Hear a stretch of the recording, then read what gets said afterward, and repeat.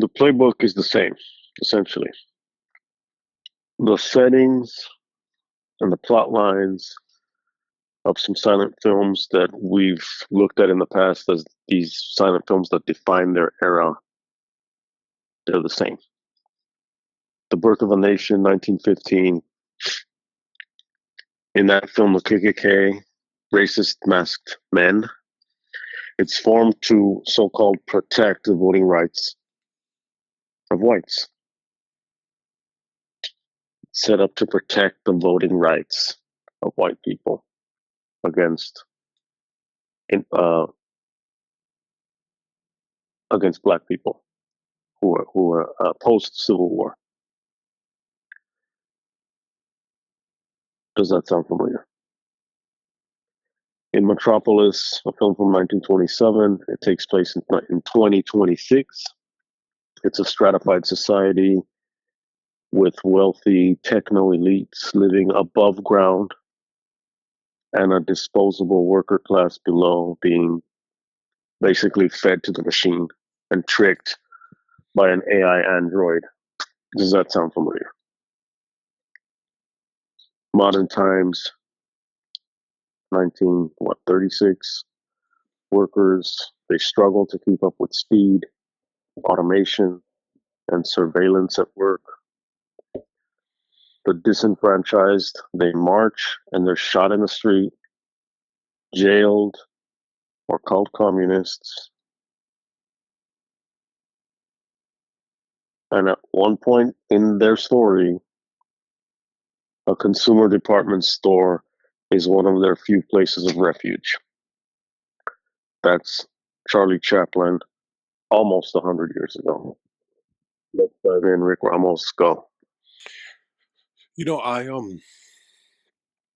I've never been a fan of Chaplin. I've admired certain aspects of his work, but I haven't seen a lot of his his films. I've seen The Gold Rush, uh, which I enjoyed. I liked City Lights. I was very disappointed in Limelight and Monsieur Verdoux. Um, and I have to admit that I was, two things. Number one, I was more of a Buster Keaton. I am more of a Buster Keaton fan, and in that great debate that cineasts waste their time on, but also the knowledge of Chaplin's personal life, I think is bothersome. But looking at what's on the screen, looking at the power of the image, and the ability to create this character that resonates with people, the culture that lasts decades and now over 100 years.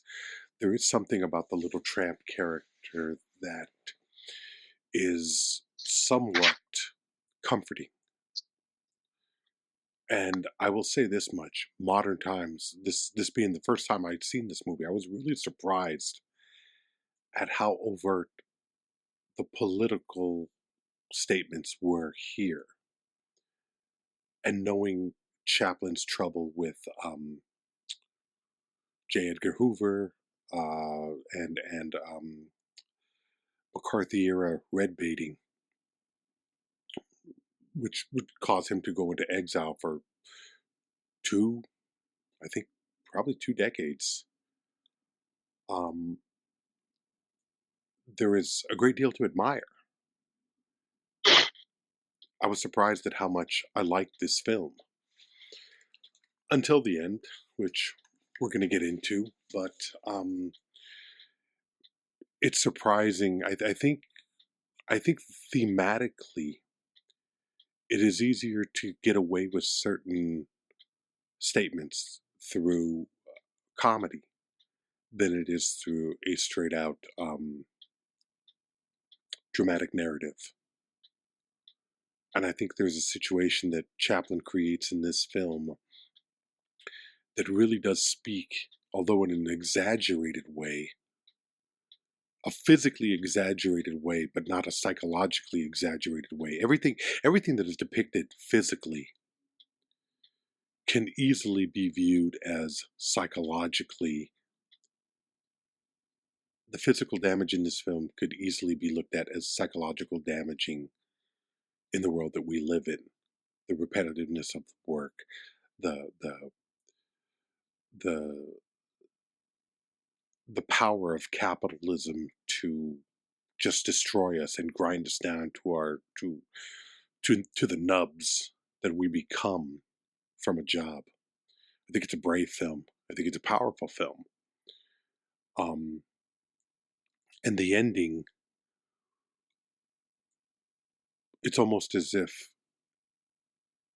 there is an acceptance and a hope that things are going to get better, where 3 or 4 or even 6 months down the line,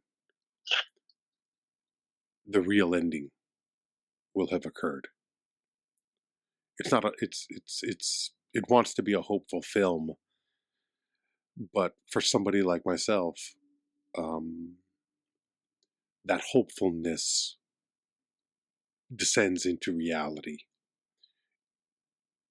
And Chaplin just didn't shoot that reality. The original ending of the film was supposed to be, from what I believe, as I've read, it was too downbeat an ending. The little tramp goes insane and is relegated to a mental institution.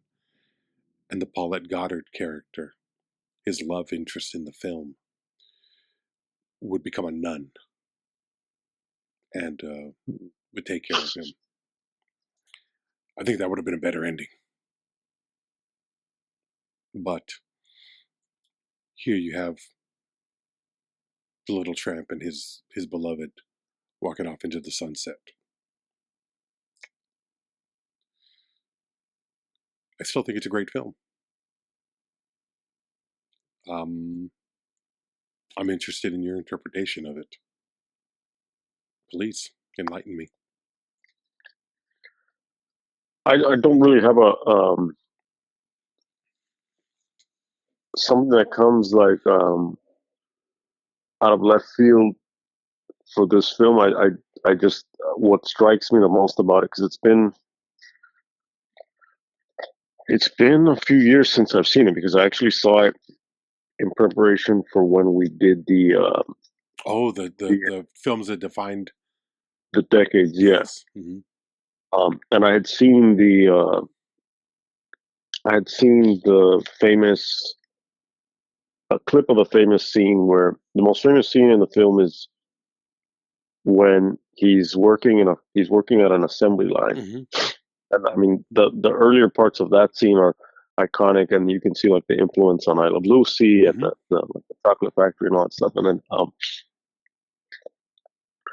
but further into the scene, he gets taken on the assembly line and dragged inside the machine. Yeah, the gears. And he's going through the gears of the machine. Mm-hmm. And that's, for all of the right reasons, that's one of the iconic images of cinema. And I think it's the central image of the film. Mm-hmm. And we are now at a different level currently of industrialization, especially with like the AI industrialization, etc., and how that's going to affect potentially job markets. But you still have those central aspects of work, and this is why it was so important for, after COVID, for the powers that be to get people as much as possible who were able to work remotely to go back into work, because we are being shuffled through these institutions. In the film, he's going between work and the street and jail and the street and work and the street. And at a certain point, I was like, well, this is fucking Charles Manson, because at a certain point, he he almost wants to go back to jail. Well, Well, he not no, he almost. He does for does. He sure. want to. But what I mean, not almost wants. He almost feels as though it's he's institutionalized, is Hmm. what I'm saying. Yeah. He feels more at home at this point in jail. Um, Part of his plot line is that he wants to go to jail. But going back to what you said, and I think that's really really key, is the physical is just an outward manifestation of the psychological, and I really like that statement. I see him as just shifting between these different institutional settings, and either there's a structure of institutionalization that he's working within, or else he's just fucking like out there, um, in living in a state of hopelessness and chaos. Um, Even though he's still a part of society, to be outside of work is essentially to be an outlaw. And in that sense, you might as well just be eligible to go to jail because you're an outlaw. And that reminds me of the institutionalization of someone like a Charles Manson, um, and how that could, I guess this is where I go off beat, I guess. But the it this movie makes me think of, when you talk about the ending and you talk about how this idea of an alternate ending where he goes mad and she becomes a nun. Um, I'm like, well, there are other versions of that where he goes mad and she becomes a prostitute, or Yeah, she definitely. becomes a drug addict and she ODs and he ODs, but then even further, it's they become this Bonnie and Clyde. You know what I mean? Hmm. And they're in love, but they they start off stealing to survive, and then they're put basically with their backs against the wall, and then they end up killing a cop, and now it's bigger than them. Um, and this is the kind of story that where he's trying to do well. He's just trying to like maintain. He's trying to do what he's trying to do, but everything is going wrong for him,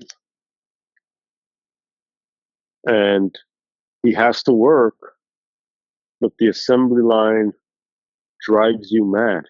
Hmm. You get anxiety, you get a nervous breakdown, and he gets caught up in this march, this labor march, and it's like all these fucking communists, and the girl's dad ends up getting shot in the street, and we're seeing people being shot in the street now, Yeah.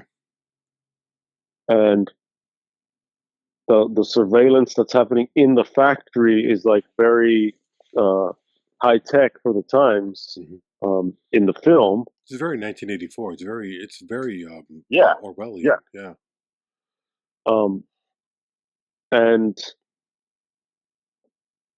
so I see this film, and I see Metropolis. Um, I see the ticker tape numbers going up and down in Metropolis, and thinking about the Matrix, and thinking about these systems of control that have us so programmed that we no longer see the system, or at best we only see the system, but we don't see the control. And then when those things break, not only is it like catastrophic for the individual and the society, but a lot of times it turns out to be a lashing out. Um, and that's why I'm like, well, the tramp reminds me of Charles Manson in a weird way. Um, or Charles Manson would have been one of those kids, those other kids from that girl's family. Or Charles Manson would have gathered those other kids. Once they were Mm-hmm. old enough to be part of his family. And it's speed and surveillance and cocaine and jail and food and the idea of him going mad. It's like, okay, if in this alternate ending had he gone to an insane asylum, that's very um uh his name is escaping right now. It's French, bald with glasses, Star French Trek. philosopher. Though, no, later. Uh, uh, he, oh, his name's on the I'll look it up right now. But he wrote about like institutionalization and power, and Mm-hmm. he like played with those ideas, and Foucault, Okay. and the idea of the medical system, like in terms of like asylums and shit like that, and he has books that are called like Discipline and Punish, um, and he explored these types of systems and these types of institutions and how societies punish people. And that's basically what this is about. And you're set up to you're in a tough spot because the idea of this job is killing me Yeah. is like, well, it is killing you. Mm-hmm. It is fucking killing you. And it's not Metropolis is like, oh, you're being fed to the machine, um, metaphorically. The, through a vision, this like horrific looking vision. This isn't that um, dramatic. It's dramatic in a day to day slow burn of like in the film he doesn't even have a commute. Like add that part. Um, Yeah. you know what I mean? And add the fucking notifications on your phone and add all this other shit. And the bell rings, you get up and you go and now you do this. It's like that at school, it's like that in the factory, it's like that at work, it's like that on your phone, it's like that in your bed, it's like that with um and this is fucking 90 years ago. Um and shit is the same. At one point he's in that department they're in that department store and they're kind of like having a little bit of fun and but the thing is that I see his character he blindfolds he wears a blindfold as he skates around. And I'm like, that also sounds about right that we're fucking blindfolded in our consumer fucking Yeah. stupor, you know? Sure. So my main takeaway is how relevant something that when if you pull someone off the street and go like, hey, modern times, Charlie Chaplin, what's your hot take? And they're like, what the fuck are you talking about? Yeah. What's the oldest movie you've seen? Well, I saw a movie last year, Mm-hmm. Have you ever heard of Will Ferrell? Yeah, that kind of thing. That answer. Yeah, Yeah. exactly. Um, that's where we're at. And it's kind of like, did you know that there were movies that you didn't stream? Did you know that there were silent fucking films and then they had like hybrid silent talking films? Did you know that? Did you know that there was a person named Charlie Chaplin who was once considered a fucking icon? That you could recognize, you would see you could not see his films, but just know what that character looked like, the Mm-hmm. tramp, and the character looked iconic. And it's Just the like, very well, fact that you called him the Tramp. He doesn't have a name. right, You could say the Tramp, and you know exactly who you're talking about. yeah, That little mustache, the bowler hat, the too tight waistcoat, and the bamboo cane. It's iconic. It's something. But what is it about the character that resonates, that makes it iconic? Is it's the underdog. It's the little guy that's fighting against the bigger powers. That has not only not only the bigger man to contend with, but also the bigger system, the job wearing him down, beating the shit out of him. And yet he's a character that continues to push forward, either because he doesn't know any better, which is pretty much all of us, or he's unwilling to quit, which is many of us. Uh, I think I think what makes this film I think what wins this film over for me is that whatever I think of Chaplin as a man, as Sir Charles Chaplin outside of the camera, outside of whatever that image is, the character is, I think, an honest representation of one aspect of who we are. It's a comic take on the struggle that each one of us goes through. I don't know if the tramp I don't know if this character is the same character throughout the films and the shorts, or if he's a different story. I don't know if the tramp from the Gold Rush is the same as the tramp from the kid from the Got it. circus, from modern times. You know what I mean? Basically, you're saying, I'm going to put it in a different Yeah, context just so I please. make sure I understand you. It's like saying, I don't know that Clint Eastwood in Fistful of Dollars is the same as Clint Eastwood in Good, the Bad, and the Ugly. That's Yeah, basically what you're saying, right? yeah, yeah. That is basically. He is playing the tramp, but does Jackie Coogan exist in modern times? Has he grown up by that point? I don't know. The point is that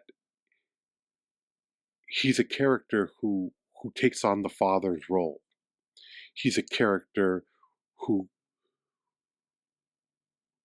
who sails to the Klondike, who travels to the Klondike to make his fortune. He lives in a bustling city, and he does everything that he can to restore a young girl's eyesight. He's a beautiful character. He's a great character. Um, I think he's what he as as um as corny as it might sound, as a little bit too rose-colored glasses. Um, I think he's the best of who we can be, especially working class people, and there's also the understanding that unlike Fritz Lang as a director who came from a professional, cultured background, wealthy family. I think his father was an architect and a city planner. Chaplin came from abject poverty. His mother was a crazy lady, or at least went insane. I don't think he ever knew his father. I think he lost his brother at some point to the system, and he grew up in the dance halls performing. Chaplin is what you could rightfully consider the self-made man, self-made entertainer, incredible talent that needed to find. Um, he was fortunate enough to be there at the beginning of film, where his performance on stage could translate to in front of the camera. You cannot deny Chaplin's importance as a filmmaker, as a star, and as a creator. And I think this film, the last time he would play the Little Tramp, is probably his finest achievement. I think this is better than all of those previous films. It's better than anything that would come after, and I think it's also because it's so steeped in the culture of the poor and the working class. It doesn't ring false. This guy knows where he's coming from. I think. When I see Chaplin on when I see Chaplin on screen,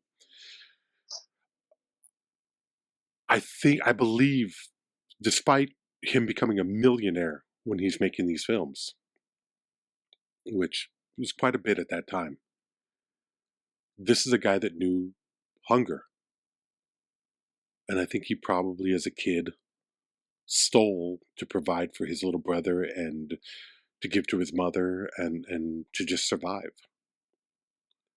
I think The Little Tramp is an extension of his childhood. Mm-hmm. And part of and I've read I've read synopsises of his life. I've never read his biographies. I'm thinking that I want to now. You know, this is the kind of shit that lights a fire under your ass too, or at least with me. I want to find out more. But he's definitely somebody who understood the character that he was creating and made it such that it was, yes, he was a thief. Yes, he was a lawbreaker, but he was always doing it in the service of survival and looking out for others, whether it was Jackie Coogan in The Kid or the dance hall girl from The Gold Rush or the blind flower girl from City Lights. He goes to work for this young woman, the Paulette Goddard character. There's something really for me at least. There's something very uplifting about these films. I think the characters are human and they're the best of humanity. They're that aspect of us needing to look out for one another and coming to somebody's aid, which is it's always there. And I think it's always going to be there. But we don't come to each other's aid on a daily basis. We come to each other's aid when our backs are against the wall and when the shit is hitting the fan, and you almost do it as a reflex. Because in a lot of instances, when it's too late. Yeah, almost when it's too late. Yeah, it's almost like I didn't have time to think. I just went in there and I did it. And that's what the little tramp is. He's soulful. He's a heart of gold. He's a beautiful character. I don't know if the same can be said as for Chaplin as, you know, Going to that. The pedophile that he's projected as? Well, yeah, go into the controversy. So just to enlighten. I mean, at the time of this movie, Paulette Goddard and the woman, his female lead in this film, she was 24, I think, during the making of this film. They had been a couple since she was 21 or 22. He was 45 during the making of this film. And there are questions as to whether or not he liked younger women. I think women as young as, I want to say 15, but I want to steer closer to 16 to be safe, which is still, you know, right, because that 1 year, you know. Yeah, I mean, well, I know. You know what I mean? Look, I know the fucking 18 versus 17. That's the legal line, right? That's the legal, but yeah. I'm not sitting here like a fucking Megyn Kelly. Don't get me wrong. I'm not sitting here trying to. There's a difference between fucking a 5-year-old and a 15-year-old. Sure. Come on, I'm not doing that. Look, you know what I mean? No, but listen, like yeah. And I know that's not what you're accusing me of. I know I'm not at all. Yeah. Okay, fuck that white supremacist fucking idiots. Yeah. But at the same time, yes, like we've talked about that. We've Mm-hmm. talked about like just in terms of just technically how the fuck these different categories of pervert or categories of abusers or whatever you're going to call them. Like, where Which do they fall sadly on that fucking? we've known some of these people. We've encountered them. I don't remember knowing any fucking perverts. You don't think some of the people that you've run across in your life, if you look at their lives and you say, yeah, that guy's a fucking scumbag. I guess I could. I guess I could. You've mentioned a couple of people to me, and I have to you. I've known a few people that act in a questionable manner that Okay. even sometimes Yes. you have to. Yeah, you I don't know anyone on a fucking who has to check in on a no, fucking list, and that's they not what can't I'm give you a talking about. score. Like, I'm talking about a I more don't know about that. generalized. I'm talking about a more generalized um, scumbag and somewhat worse and worse than scumbag. But no, not necessarily. Hey, that guy can't go near a park. Yeah. You It's made not it like we sound like have you're these like, people as our friends, but we've encountered them, we've seen them, and yeah, that's what I'm talking about. you made it sound like, well, we've known people in the Epstein's files, No, and it's no, like, that's not what I'm talking about. I'm talking about. I don't know Woody Allen, motherfucker. No, I don't know fucking Roman Polanski. absolutely, yeah. I've only come across them at the movies. Continue. No, you continue. I mean, I've made my statement. I've said what I wanted to say So regarding that. Charlie Chaplin Oh, so Chaplin, was yeah. into. So yeah, he That's was. what we're talking about. Yeah, and I'm not excusing it, but also I think Errol Flynn was the same way.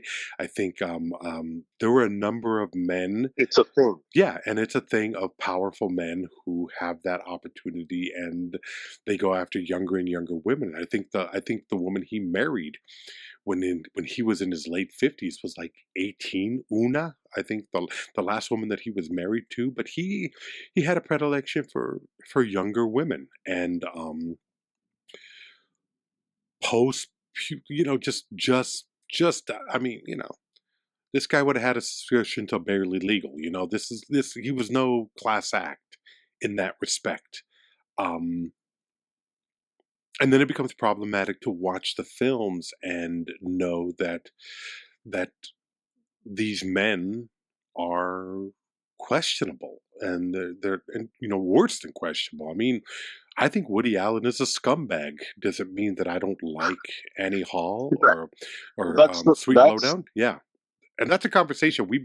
we've been To say swimming that around again, that conversation for years now of and course, have not because done the episode yet. So yeah, I mean, there's multiple episodes to be had, but absolutely, yeah. we've talked about this in the context of, and again, this is another one. Hmm. We when we did Metropolis, we Hmm. talked about briefly. We mentioned that as also a metaphor of Hollywood and the Hollywood system itself. Yeah. Fucking Chaplin and this film also can be seen as a metaphor for the Hollywood system itself. And we used to do theater out of the fucking hotel where Chaplin formed United Artists with Yeah. Douglas Fairbanks and Mary Pickford And Griffith. and who was the other one? I think it was Griffith. Wasn't it Yeah, Griffith? WD. Yes, Yeah. there you go. The fucking that That scumbag. scumbag. Um, DW? Yeah. so I mean, like we've we've talked about this in terms of Epstein. We've Hmm. talked about this in terms of an episode like that. We covered a lot of ground. So we talked about the abuses that the studio heads Hmm. Yeah. did to the likes of Judy Judy Garland. Garland, Yeah. uh, Natalie Wood, Hmm. who Shirley was Temple. and Yeah. All of them. Yeah. Shirley Temple and all of that. All of the stuff that Kenneth Anger, all the scandal and all that shit that Kenneth Anger would like write about in a salacious type of way in Hollywood Babylon. And a lot of this stuff was kind of like mythologized in the film Babylon um, from a few years ago. Yeah. Um, and we've touched on it in terms of rock music, and in other industries Hmm. where you have fucking Jerry Lee Lewis Elvis, and yeah. Chuck, Elvis, Elvis, all of them. fucking Zeppelin, Jimmy all of Page them, and yeah. David Bowie, Hmm. fucking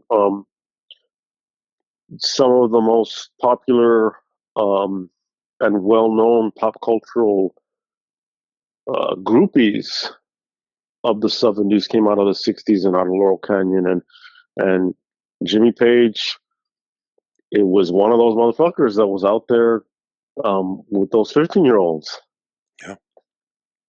um, and it is that thing where you're an admirer of their work, and you have to, what we've consistently done is say, well, let's talk about the work, how, let's talk about the work if we can separately from the behaviors. Hmm. Now let's talk about how the behaviors inform the work, Yeah. and then let's also criticize the scumbag who created the work, Yeah. even if the work is considered a masterpiece. Um, so you know what I mean. So it's not this thing of let's not talk about it at all. Like we're not going to ignore it. The thing is out there, but we're going to talk about as much as possible each of these artifacts in relation to their time and in relation to the person who created them and how that person was scumbag, but also just a complex Hmm. scumbag. Yeah. Um, and that doesn't excuse it, but it's like, is there any kind of insight to be gathered from this? Because um, people don't always think that, oh, I'm evil and I'm doing this because I'm evil. It's some of these motherfuckers think that they're literally doing the Lord's work, you know? Hmm. Um, and it's all a fascinating excavation of the circumstances surrounding this. For example, talk about the Great Dictator. Go into a little bit of that, which is later in his career. Well, uh, this is 36, so this is going on around the time when would Hitler come to power? 37, right? 36, 37, around there. Hitler would start Hitler, rising. early 30s. Yeah, early 30s. The Nazis would come up, and Chaplin would bear a striking resemblance to Hitler because of the mustache, the size, the frame, and the mustache. Mostly because of the mustache, and the this was the beginning. Modern times would later be used against him as an embracement of communism and his, anything. What I love about it is anything that is a workers' right statement is going to be viewed as communist because it's an easy argument to make. The fact that the workers want to be in control of their own bodies and output, that's a threat to the corporations, obviously. Chaplin, I don't know if he was communist. I don't know if he was a communist. I highly doubt he was a communist. Or he could preach communism, but he was still a millionaire, and he was still, like you said, a founder of United Artists. So, um, United Artists was not. It was. It's still a business, and they're designed to make product, but also to make money. He was negotiating for the biggest contracts that he could get. That doesn't sound like a communist mentality to me. Um, but there's also this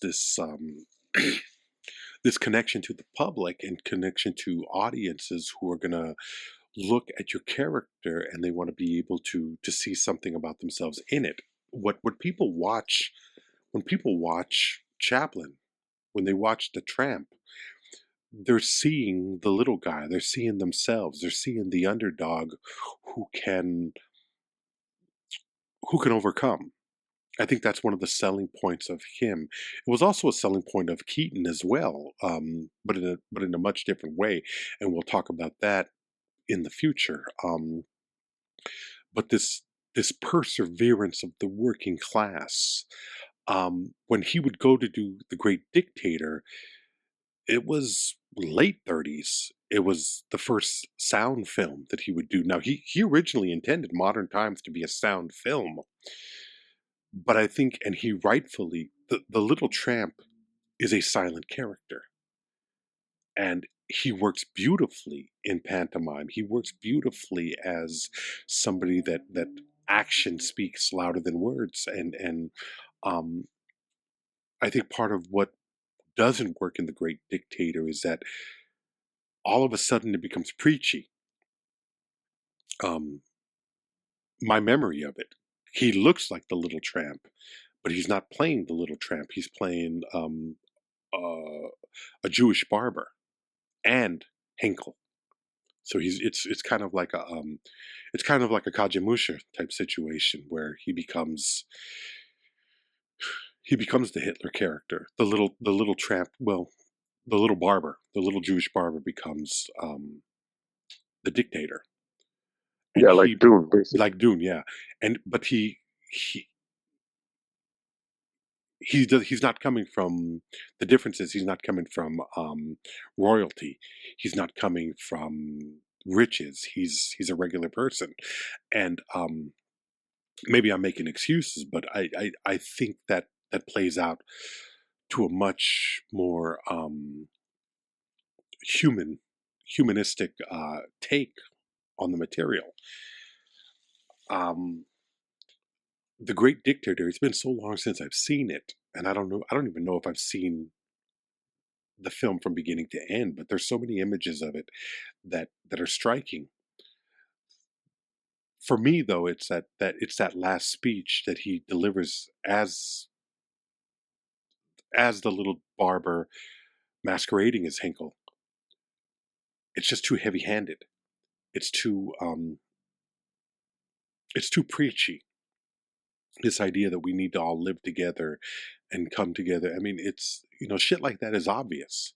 I agree with the sentiment of it, but it's almost impossible to deliver that kind of message without sounding both naive and heavy-handed. Um, maybe I'm just too pessimistic and scarred over by the world and what I've seen to accept it. But those two films would those two films in particular would put him on the list of subversives when Hoover came to power and McCarthyism became the tool to to rid this country of the Reds. I think it's a matter of recognizing the danger of showing people their potential and letting them know that, I mean, the job itself is a destructive, physically and psychologically breaking aspect of our lives, and we don't need it. You talk about being sucked into the machinery as the most iconic image, and I wouldn't argue that. I wouldn't take that. But for me, the more subtle, although it's brazen in the film, is when they develop a machine for Mm-hmm. him to work and have his lunch at the same time.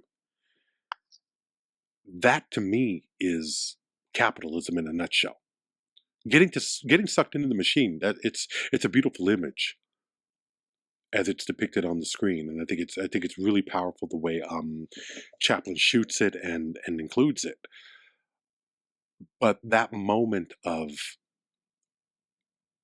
I don't want to give my workers 30 minutes so that they can decompress and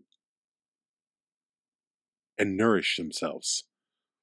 We're going to create a machine that's going to just feed them and allow them to continue working, which seems somewhat ridiculous, but But it follows the logic, the capitalist logic. it does.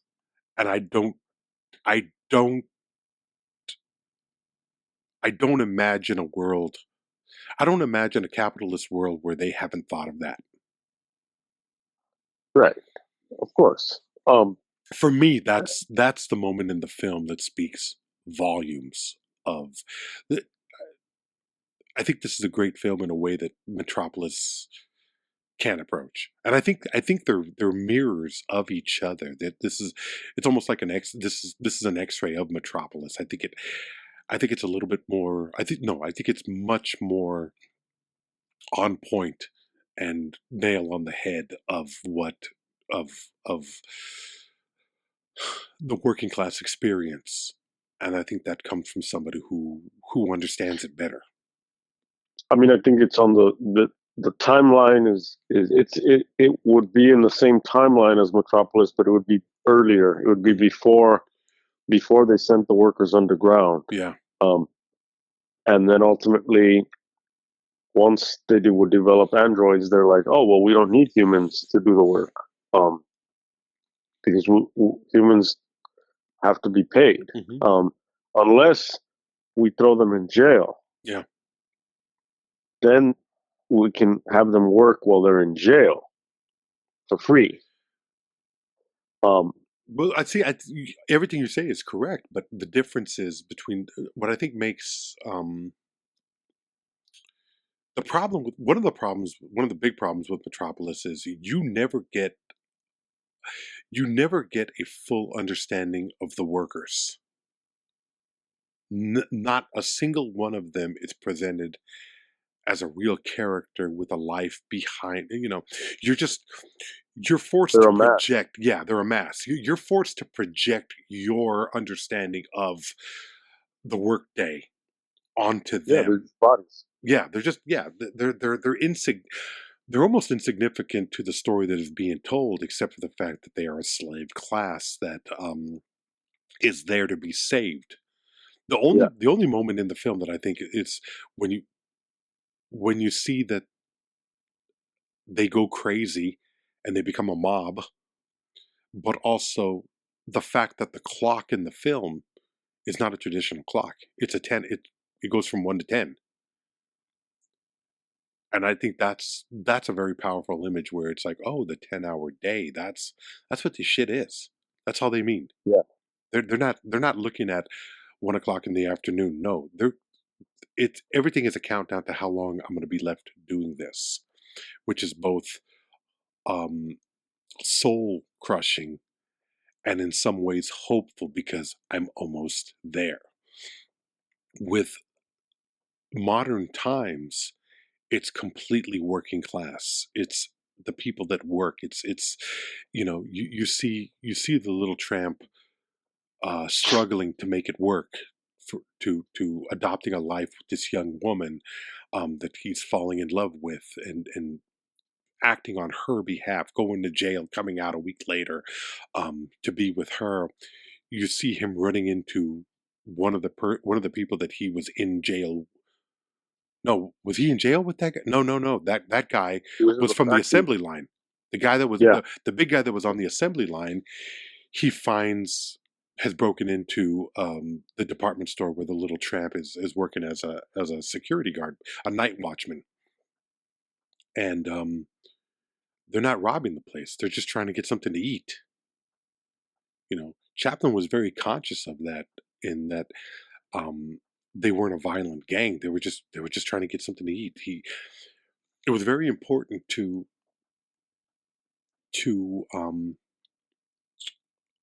show people, the audience, I mean, that these were not bad men. These were men that were pushed to a physical limit. You need to feed yourself, and sometimes you got to break the law. I remember when I was a kid, I was in a drama class in seventh grade, and the teacher, who was this old liberal, Barbara. God, I can't remember what her name was. She was great. She was a great teacher, and she was like older, bohemian. She had been a hippie. She was cool as fuck. The kind of person that I would end up hating. All that hippie shit. But I loved her then, and God, she was wonderful. And she showed us Sounder. If you've ever seen that film about the a black sharecropping family in the Jim Crow era, and Paul Winfield is the husband, and Cicely Tyson is the mother, and Paul Winfield is arrested by the local sheriff's department for stealing a hog, I think, and he goes to prison for that. And I remember her talking to us about it, and she was like, "Yeah, he broke the law. But why did he break the law? He broke the law to feed his family. He wasn't stealing for, you know, uh, for the wealth of it. To give him. He wasn't Superfly. He was a fucking father trying to provide for his family, and in order to do so, he had to steal from the bastards who were stealing from him. And what were those cocksuckers stealing from him? They were stealing his soul, his hard work, his. If you know anything about sharecropping, you would know that system was set up to fuck people. And that's what you see to a small degree in this film. We find ourselves making choices based on the fact that we need to survive. And I think that's the beauty of modern times, is that it's an honest. It's about as honest as a slapstick comedy can be. And I love the fact that I love the fact that the character keeps pushing forward, doing what needs to be done in order to give himself what little bit he has. It's problematic because he's such a sweet character that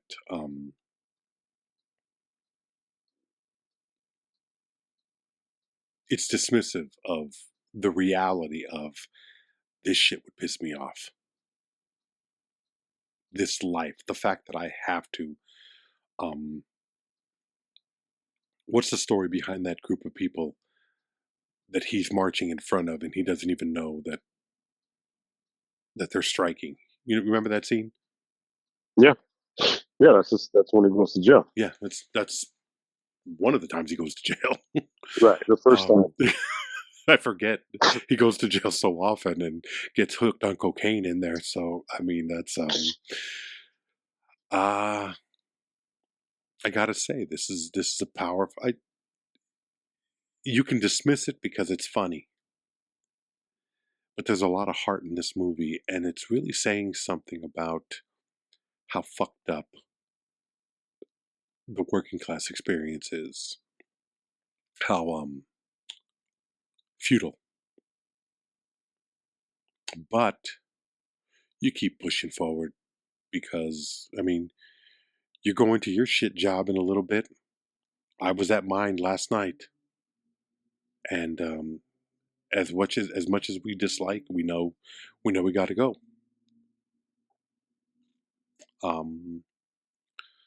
There's something powerful in that. I think, at least, I think understanding what it takes to keep moving forward in this world is a really powerful thing. And I think he does a beautiful job of presenting that. So much to the point that it got him in trouble. It got him labeled a communist. It got him exiled from this country. And he wouldn't come back for 15, 20 years. Yeah. Some things change, some things stay the same. And so as Wooderson says, I get older, and they say the same age. Take that for all of its fucked up implications. Buymeacoffee.com/watchRickRamos. That's buymeacoffee.com/watchRickRamos. If you like what we do, help us keep the lights on. We'll see you next time.